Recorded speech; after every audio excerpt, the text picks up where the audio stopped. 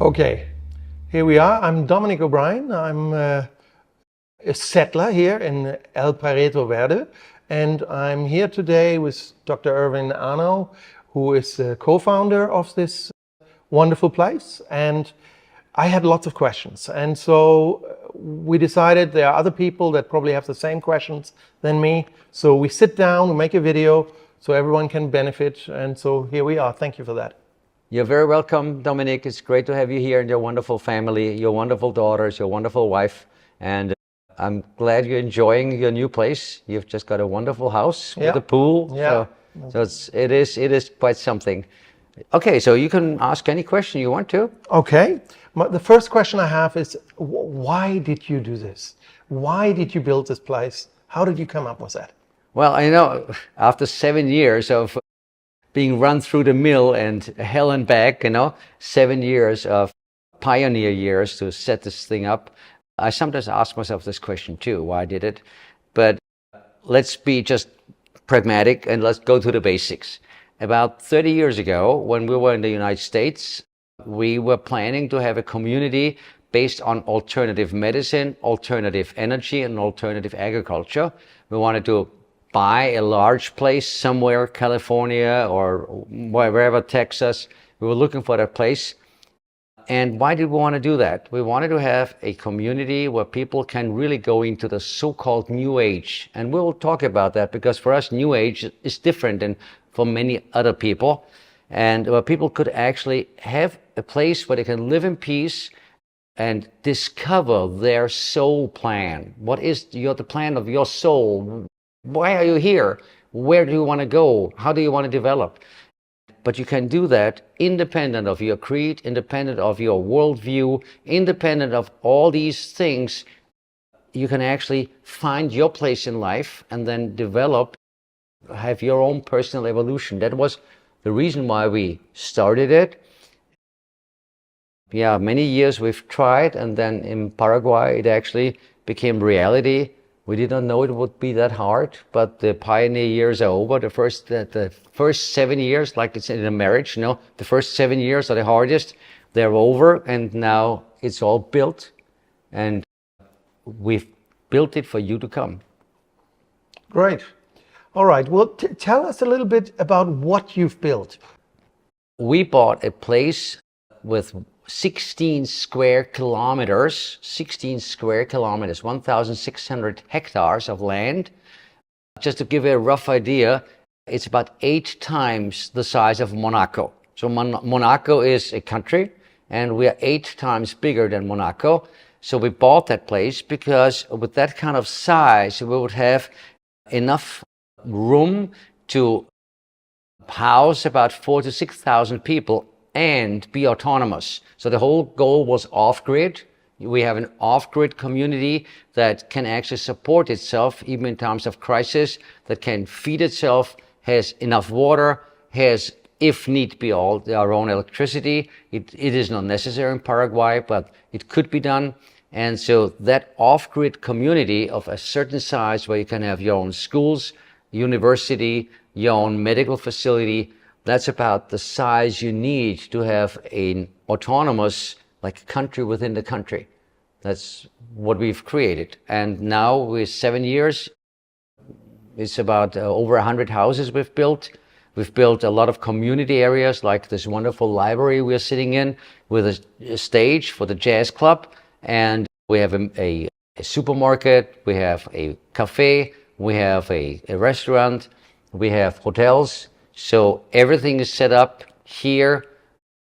The land is gorgeous. We have about a dozen lakes that we have dug out. No, not all of them are dug yet, but about 7, 8 lakes are dug out. We have waterways, nice waterways, look like rivers.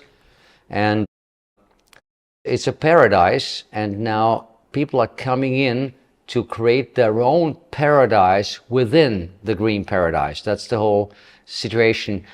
The hardest part of all of these projects is to get going. It is to get the permits, to get the titles, to get the lots defined, all of that, to get the basic infrastructure. That hardest part is done. And now it's up to the people to come and make their own paradise within the green paradise. Got it. Yeah, it's a real nice place to live, to be fair. I mean, really, really beautiful. Now, you didn't do that alone.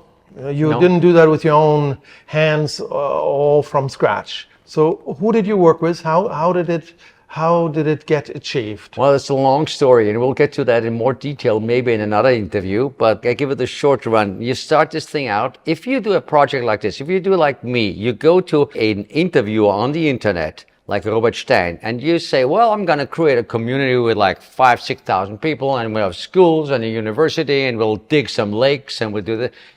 I mean, it's nuts. I mean, just look at that, it's nuts. But basically, nuts means you are a creator.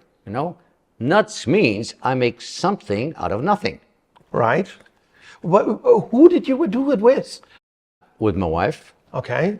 We started out with investors that knew me from my previous life as a consultant, as a financial consultant, that trusted me because they always knew if everything goes good, Erwin will make money, and if it doesn't go good, Erwin will make sure that it goes good. So that's basically, we had 30 investors that started this. Okay. And we had a crew, I mean, like adventurous. When you start a project like this, the first crew you get is 80% adventurous. I want to be polite, adventurous. So let me stop you there. So what you're saying is you arrived here, 30 people in a bus, Yeah, and then they were what did just you looking find? at nothing because it was just pasture. There was no house, nothing. Old houses were there, but basically there was just pasture. And I said, yeah, you bought that lot over there. It's about 4.5 kilometers to the southeast, but it may also be there. I don't know, somewhere there, You couldn't get there because there were no streets.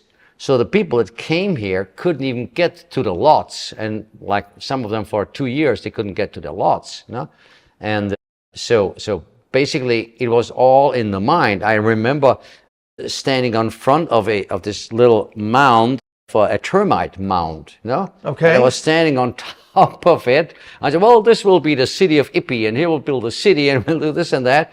And it must have looked nuts. But basically, it's creation. Creation is there's nothing there, and then because you are a creator, something is there. Right. No? Did you have a lake already? I mean, there's a big lake here in the middle. Yeah. It was not there. There was not there. It Was just what pasture. was it? Nothing. Pasture. Nothing. Nothing. Nothing. Okay. And And where did you live? I mean, how did you live here? well, in the first 7 months, we lived in a hotel. So we had to live in a hotel because the hotel had internet. We didn't have internet here. So we lived in a hotel in Cassapa, a substandard hotel. And then we moved into a container, a living container, and we lived 17 months in a container. And we worked in the container, and we lived there. And only after that, we had built a house. We built this ourselves with my precious metal reserves I had. I just built a house. I thought I can't live in precious metals, but I can live in a house. And I'm living in this house ever since. We first built the houses of the settlers. Now we have over 100 houses built. That's, I think, quite something. We have a lot of lakes already dug out. More will be dug out. We have waterways dug out. And we have a lot of infrastructure. Yeah, good. So just for our viewers, you said you lived in a hotel in Cassapa. Tell us a little bit more about the location, because Cassapa. Why did we pick this place? Okay. Why Paraguay? Why Cassapa? Why Paraguay? here? Yeah, right. Why here? I didn't know not really where Paraguay was. When my wife first said, well, we go to Paraguay, I had an idea where Paraguay was, but really I never looked at it as a possibility.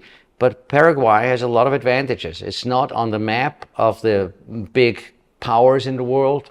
It doesn't have natural resources, so it's not interesting for wars. It's not interesting for occupation. It's a country that is sort of a little aside from the main roads of society or of the hemisphere, of the northern hemisphere. The area where we are in Paraguay has very low crime. I used to actually say no crime. Cassapa, for many years when we came here, was no crime whatsoever.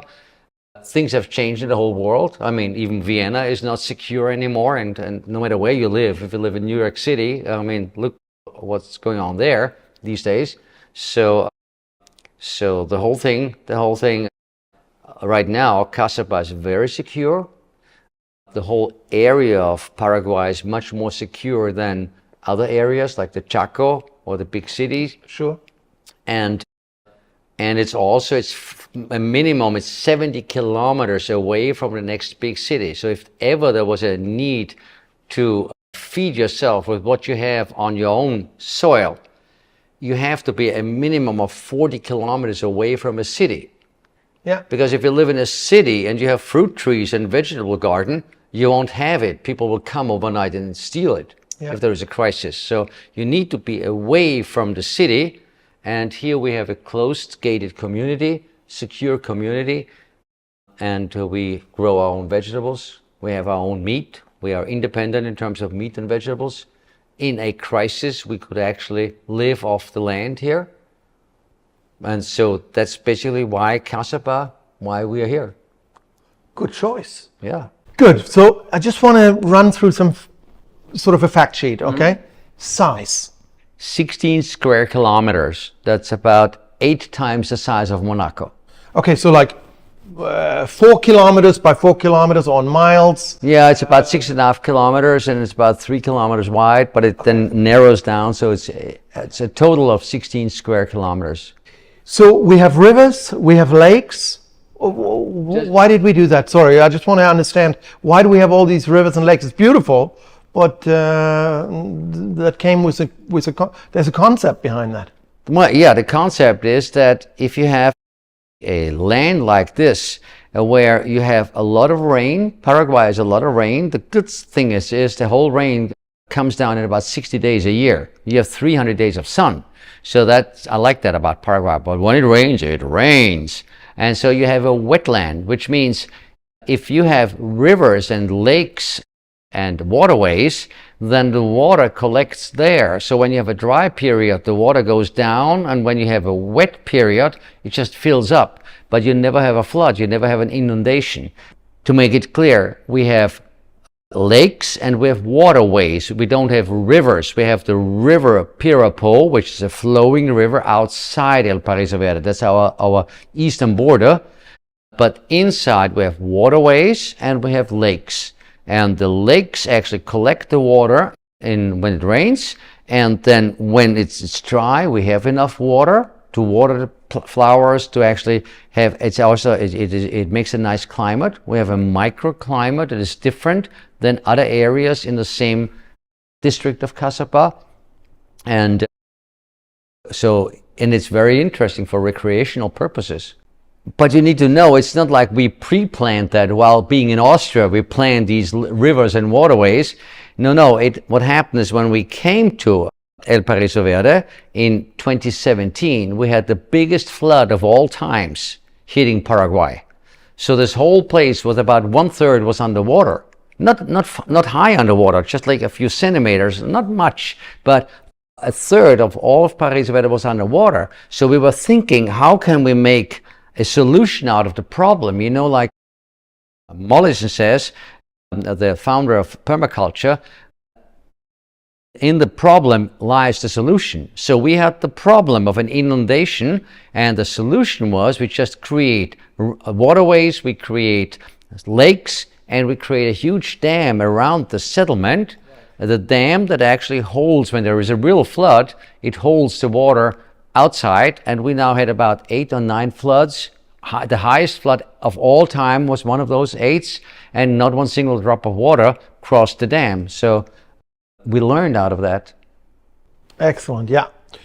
Next thing I wanted to touch on is off-grid independence, being able to sustain in a situation of total system failure. How would that work? Right. I mean, in times like these, where we are expecting systems to fail, like the internet, an internet blackout, maybe breakdown of the financial system, maybe war in some areas of the world, we don't know. We have an illegal immigration problem in Europe, in the United States. Certain systems will fail, and just as you know, we knew what was coming. We did not know how bad it would actually get. the COVID came earlier than we thought, no? The crash of the real estate market in Europe came earlier than we thought, but still, we knew these things would always happen. It's always the same thing. You have the pandemic, then you have the financial crisis, then you have the economical crisis, then you have the war, and then you have the Great Reset. You can see that in history. So basically, we knew what was coming back in Austria, because my job was to secure the assets of my clients. And when you study history, you notice that it's always the same cycle. You have the pandemic, then you have the financial crash, then you have the economy crash, then you have the war, and the last step is the Great Reset. And you had that in the 19th century, you had that in the 17th century. You always have that every 100 to 200 years. And so we never knew that it would be coming that fast, that it would be hitting the world that hard, but we were prepared. And so the off-grid idea is you are away from the main roads of the world, away from where the stuff really will happen. I mean, New York, watch California, watch Europe. What's going to happen there? I don't want to be there. I don't want to be near there. So we're away from these busy roads of mankind, and we can sustain ourselves. We have our own meat, we have our own vegetables, we have fruits. In times of crisis, we can actually have enough food for all of us, and that's what we can do. Even if we grow up to about 4,000 to 6,000 people, could actually live off the land that is here, and that's basically the size we want. Energy-wise, Caçapá and Paraguay is blessed because we have huge hydroelectric power plants. Right. So Paraguay always has electricity, and it's independent. It actually is exporting electricity to Argentina and to Brazil. So we don't necessarily need to be energy independent per se, because Paraguay is energy independent with hydroelectric power plants. So that's a different situation. But we do have photovoltaic here, like our wells are run by, they have a backup system of photovoltaic. So we covered the off-grid. Mm-hmm. I mean, I'm living here. I experience the life here, and maybe tell a little bit about the security concept, because we're living in a gated community. Right. In times like these, a gated community will be the basic, if you really want to live with your family in peace and have the security that nothing happens, then a gated community is the place to live. And we have a huge gated community. So you can actually go on a horse and have go for 2 or 3 days, and you're still in the gated community. That's something that's unique in the world. Yeah, right. I've seen kids running on horses. I've seen a riding school here. Yeah, that's great. Inside El Paraíso Verde, the kids are running around all day. I mean, the parents don't see their kids. They're always with other kids. And that's like when we grew up, when we were kids, we were always free. There was no danger, or people were not afraid to let the kids out the whole day. We were not home the whole day, you know. The same thing happens here in El Paraíso Verde. The kids roam free. They have their friends, and there's always something happening, you know, for them. And I don't have to lock my door. You don't. It's no, perfect. We just tell people to lock the door in the car, but they don't do that. So it is like in the 50s or 70s in your hometown, in your little hometown, or in your village. It is quite something. It is a quality of life that we have been missing for like 60, 70 years. I agree. It really feels like that. We're really happy. One thing that we talked about quite a bit when we were preparing to come here is this concept of freedom through responsibility. What can you tell me about that? Well, when we started out El Paraíso Verde, I made a lot of mistakes, by the way, but one of the first mistakes I made, big mistake, was I said, well, your freedom through emigration, you're moving to another country to be free. Well, that's not quite it, because freedom actually is a definition that some people have different concept of. Our concept of freedom is freedom through responsibility. the highest freedom is the highest responsibility. The more freedom you want to have, the more you're responsible for what you're doing. And we've been telling these to people. And in the beginning, a lot of people came that had not the same concept. So they thought freedom was, I can do whatever I want to, get buzzed, get drunk and whatever. That's not freedom. Freedom is a high level of responsibility. And that you can do that in El Paraíso Verde because everybody has his own lot. Everybody has his own little paradise. And we take care of the framework, but within your little paradise and the big paradise, you are completely free. Yeah, but tell them a little bit on how this is organized, because El Paraíso Verde is not a democracy. How is it run? I don't believe. I know this is not. This is a really interesting concept. We're always unpopular. I know. Yeah, I know. It has this tendency to be a little unpopular, but it's actually quite clever, and I want you to maybe lay that down and explain that to our viewers. Okay. So first of all, democracy doesn't work. If you just look around, just look at the world, democracy doesn't work. It just will never work, because in a democracy, or like communities that start that way, they spend the whole day discussing things and they will never have one opinion about something. If you start a project like this, there must be somebody strong enough to guide the way. And even if you make mistakes, you follow that path until you have a certain point. And then you can gradually get the others on board. But every city, every country, everything that was ever founded in history has been founded by strong men that just led the path and were just going through all the obstacles until the whole thing was set up. And that's basically what happened the first 7 years. You're not always popular. You have to make unpopular decisions. And so what actually happened now, if you take that now we are starting to take the settlers on board. I have one question that concerns that sort of I heard in the rumble, so to speak, and that is the titles. Okay. What's the story with the titles? What's the story with actual ownership of land? Okay, so the ownership of land has been used in the social media, and it has actually been exaggerated. When we started out, the whole land was owned by one company and people had the right to use their lot. But then more and more people said, well, you never own anything. We need to have a title. We need to have a title. So we went through this whole process of actually splitting the whole property into 1,711 lots that now will get a title. And by the way, we have the titles already. The titles are already here.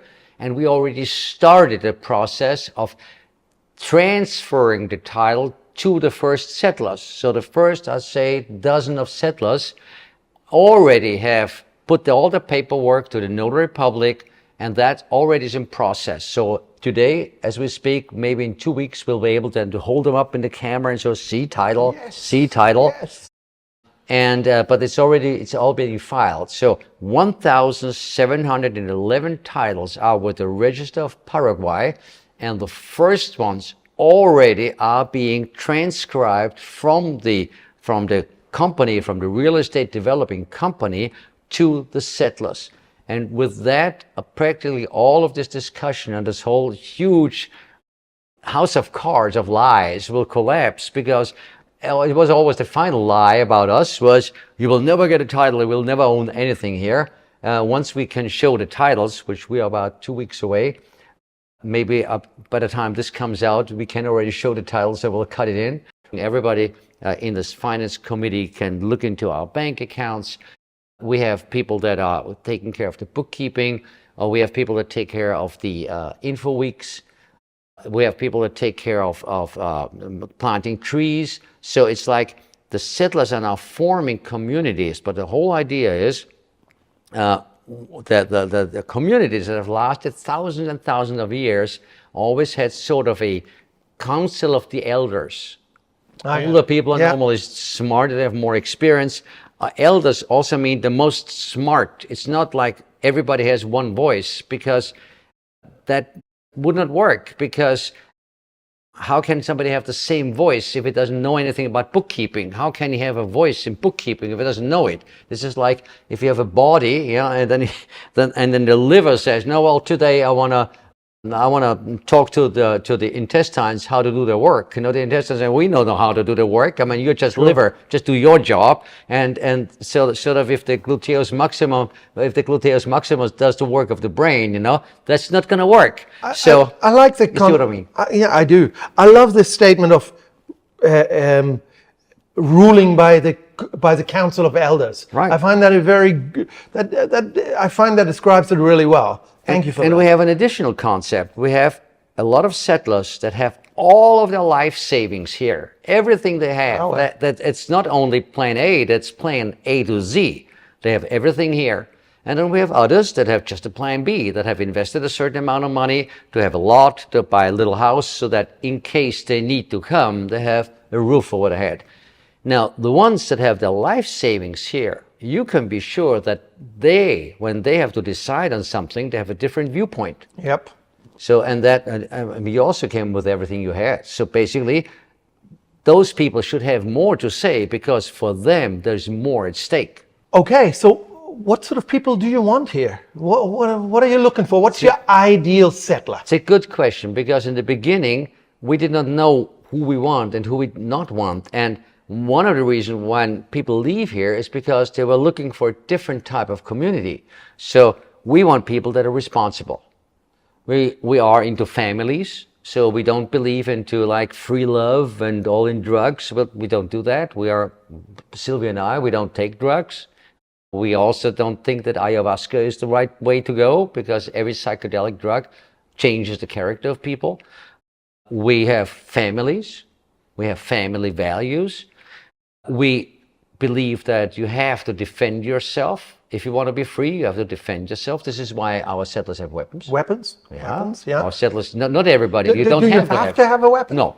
Okay. No. You don't. If you don't believe in weapons, you don't have to have one. Okay. But if a settler says, "Well, I want to have my own defense," then we have a shooting range, and they are practicing shooting, and it's good because it deters anybody who likes to see these quote rich Americans and rich Europeans.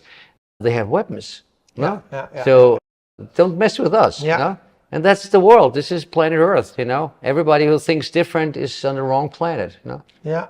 Good. Let me put out a few key words here. Yeah. Woke, the whole wokeism that we see out in the world. Okay. So The LGBTQXYZ, KT, all these kind of things. How do they fit in here? they don't. Exactly. They don't. No, I mean, no matter how often I look, I see women and men. I don't see foxes. I don't see anything in between. Yeah. I see women and I see men. And the people that live here, basically, they don't like these concepts. That's not our place. No, we don't have woke people. If you woke, go somewhere else. No, we have completely different values than that. And it's very important to say to people who we don't want, because then they don't waste their time, we don't waste our time. Atheists don't last long.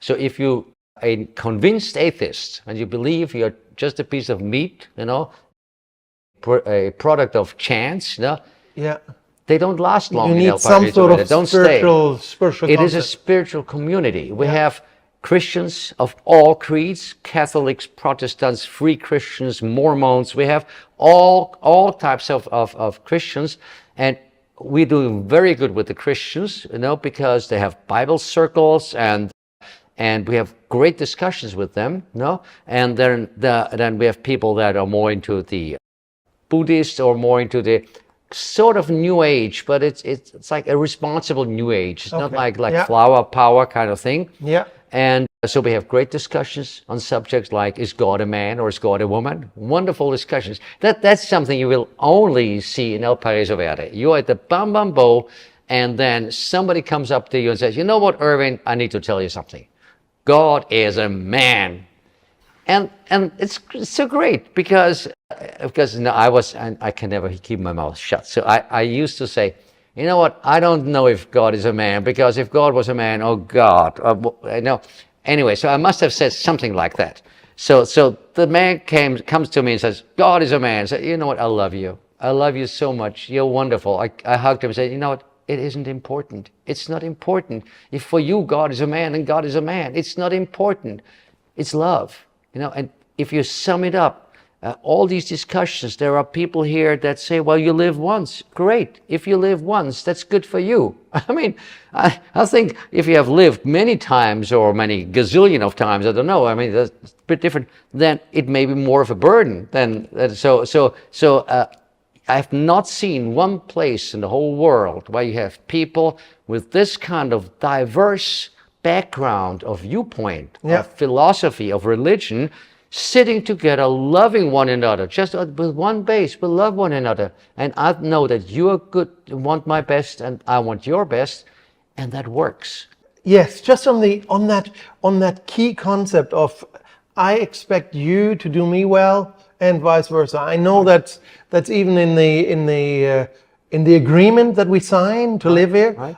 I just want you to restate that one more time really clearly, because it's so fundamental and such a, I find, really important. It's like the experiment of El Paraíso Verde. The real experiment was, can we have a non-denominational community, an international non-denominational community where no matter what your philosophical background is, you can live here, and where actually the whole development of the community is based not on consent, it's based on dissent. We have different opinions. And it's just one thing, we agree that you want my best, I want your best. And that basic love, the expression of it is so wonderful, because now we're living the community. Like, it's now really starting. We have concerts, we have fireplace, music on the fireplace, we are planting trees together. We meet and we have like everybody brings something to eat. Yeah. We have a flea market. Yeah, I've seen it in the settler. There's a chat. Right. This settlers chat. Yeah. And I see all these activities. Really. Yesterday we had a techno party. No, Yes, I'm we not did. at all into No, techno. I wasn't there. I just heard boom, boom, boom, boom, boom. Anyway, so this is not my cup of tea, but I'm not into techno, But- but I they promised had to fun. take someone home. Right. So I was there, okay. and there were about 25 people Right. having a fantastic time. Right. Really, even though techno is not my music, I still thoroughly enjoyed myself. They enjoyed themselves Really? until 2:00 in the morning. Yeah, yeah, And yeah, another group of like 30 people was at a fireplace and played guitar and sang. And we had a party at the house of a new settler that had his housewarming party. Yeah. And so this is El Paraíso Verde. And I like this. I like it very much that we're so diverse. You know, we have people that believe in the flat earth, people that think the earth is round, and now people that said, well, it's neither nor, you know, hollow earth. And there is no place on earth where you can actually sit down with somebody, completely disagree with them, but you love one another it's just marvelous. You will never have a place in the whole world where you have more friends than in El Paraíso Verde. That's something. I've lived in multi-million cities, in huge cities, and we had like one friend, two friends, 5 friends, acquaintances, but real friends. And here I have 100 friends, 150 friends, I don't know. I have so many friends here, but real dear friends. And we have grown together as a family, which I think is very, very important. So we said who we want, who we don't want. Did we cover the who do we don't want? Because I want to make sure we make clear who we don't want. Okay, so if you are into LGBTQ, wrong place. If you're into woke and wokeism, wrong place. If you think you're just a pacifist and you hold the other cheek, you could live here, but be sure this is a community where people have weapons, where people are defending themselves, no? And you can't be a pacifist here, but then you need to accept that we as a community, we stand up for what's right and we will defend ourselves. You can have any religion. Religions that don't last here, that are not wanted, are religions that think they are better than everybody else. if you part of it, I don't want to name the religions, but if you have a religion where you think you're the only smart guy and everybody else is a subhuman, then don't bother to come. Okay? Yeah. And we respect women's right. If you're into a religion where you think women are second-class citizens or second-class human beings, don't come. No, we think, oh, of course. I mean, this is the way how we are. No, Yeah. we have equal rights. We are not into drugs. The consummation of drugs in Paraguay is illegal. So those kinds of community where everybody with everybody, that doesn't fly here. We have families. Promiscuity, it does not fly here. You know, people have husbands and wives and partners and children. So we are old-fashioned a little bit. You know, I mean, I've been married now I've been together with my wife for 31 years. So that's the way how we think. Yeah, it's good that you asked that question because it is a waste of time, and also a lot of upsets, a lot of the things that you may be reading about us, people that came here that from the beginning did not have the right mindset, Right. and then they were disappointed because of their wrong concept of who we were, and most of the noise that we're having is from people that from the get-go did not fit in here. Right. So yeah. So who are you looking for then? Who do you want here that you feel would be a really good fit? okay, just get the scoop. We have for 7 years built a huge area, like a country, the size of a country, the infrastructure, and now we need to fill it with the right people. And the right people that come are people that are responsible, people that can get their act together themselves, people that have initiative, people that can create something. And I mean, right now we need to build about 1,500 houses. So if you have any trade, if you can put tiles on the floor, if you can build houses, if you're a carpenter, all of these people, we build 1,500 houses. So you can imagine you probably have a job for many years. And on the other hand, we have a lot of people that work off the internet that have just their internet connection. We have two fiber optic cables. Yeah, good. So Thank very you for stable mentioning that. internet. So those kind of people. On the other hand, we have investors that have enough money. They come here, they invest to build a house, to live here off their funds. We have people that build houses that they rent out and they live off the rental income, which is a very good income source. The rental income, all of our rental units of our settlers are rented out. So we have 100% rented out. It's good. So that's what we are looking for. And we're looking for responsible people and young people that want to come. I mean, where do you have more of a chance to make something out of your life in a country where everything is there and nothing is needed, like Germany, like the United States? There's always somebody there that can do it better than you. Or a country like Paraguay where nothing is there and everything is needed. Yeah. The only downside is absolutely. you have to do it. And that is also one of these reasons. People that came here that never got going. You know, Paraguay is the location of truth. Here, El Paraíso Verde especially, but also Paraguay, is where if you are just a mouth artist, you know, people that just talk, they talk the talk, but they don't walk the walk. If you're that kind of person, that does not show up in New York City, that doesn't show up in Baltimore, but that shows up here. And so people that could not follow through with what they said they would be doing, they fail. And then it's, of course, when they fail, they go away. But whom do they blame for their failure? It's never them. It's always Erwin and Sylvia. So we are the most blamed people, you know. But you need to understand how that works. You know, people come here, and the people that get going, they always have work to do. No matter what trade, they always are full of work. They're happy. Look at them. Happy. They're so happy. Just look at Heinz. Look at so many people here. They get producing. Production is the basis of morale. So you want pioneers. Pioneers. We want people that can do something. Yeah. People that can do something, make something out of nothing. Yeah. That's basically what a pioneer is all about. And people that are in the Club Mediterranean mode, they don't last. Because then it is not a Club Mediterranee because it is not perfect. Yeah. And then they find things that are not perfect, and then they go down emotionally, they go down, and those are the people that make the trouble. So, but on the other hand, for young people, now it's a chance. Huh? Yeah, and I just want to say, if you have any other questions from Irvin, we'll be happy to pick it up. Yeah. Just send it to us here in the chat or on the email. We'll leave a little link or something. You let us know, and we're happy to pick it up. I do want to now go into the outlook of what comes next. Where do we explode into now? Okay, so in order to understand the outlook, you need to see what we've gone through. Can you imagine, with about 100 people, can you imagine, before we even started, we had the first attacks against us, vicious attacks with lies, why did we have that? Because El Paraíso Verde is a place of light. It's a place of love and light.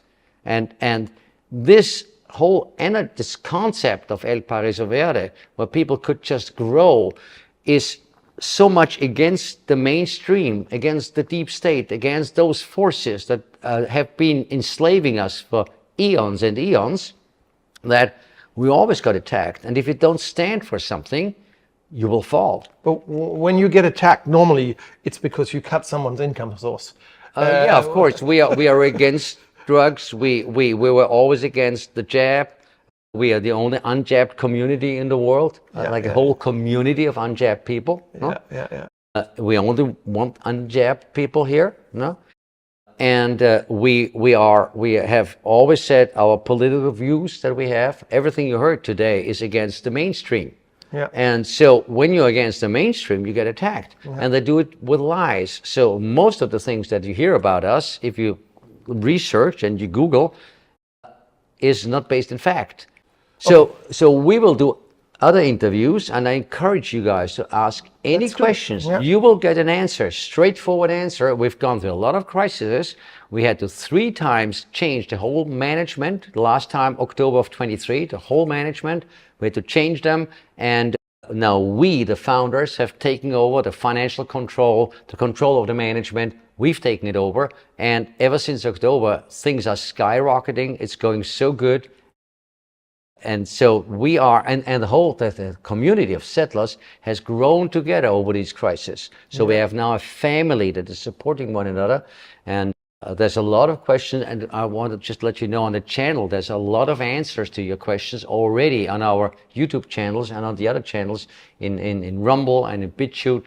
You get a lot of information there, but I will be happy, since you have been asking so many questions, just sum them all up, and we'll make another interview, and you ask me all the questions that you want to ask. Perfect.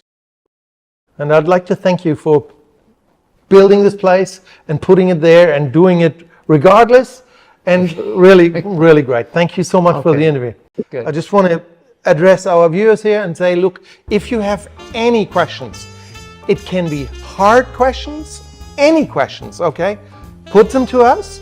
We will pick them up. We will one-on-one get your answers. If you're interested in coming, take the link in the description. We set you up, we get you in touch, we figure out if you are fit. Most likely we're going to be very happy to see you here. Okay. Well, thank you. Okay. Thank you for watching. Thanks.